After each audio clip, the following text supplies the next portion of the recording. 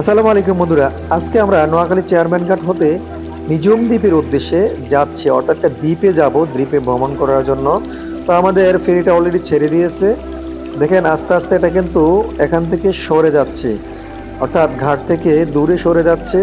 শেষ মুহূর্তে কিন্তু কিছু মহিলা যাত্রী উঠতেছে রিস্ক নিয়ে, যদিও এটা ওঠা আসলে ঠিক নয়, কারণ যে কোনো মুহূর্তে কিন্তু দুর্ঘটনা ঘটতে পারে।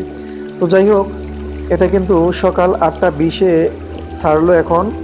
তো যারা ভ্রমণ করতে চান বাংলাদেশ যে কোনো প্রান্ত থেকে নোয়াখালী মাইজদি শহরে আসবেন, তারপর চেয়ারম্যান ঘাট থেকে এই লঞ্চটাকে ধরবেন অথবা ফেরি ধরবেন, যে কোনো মাধ্যমে আছে। আপনি 4-5টা এওয়ে কিন্তু আছে, এখানে ফেরি আছে, লঞ্চ আছে, তারপর ট্রলার আছে, স্পিড বোট আছে।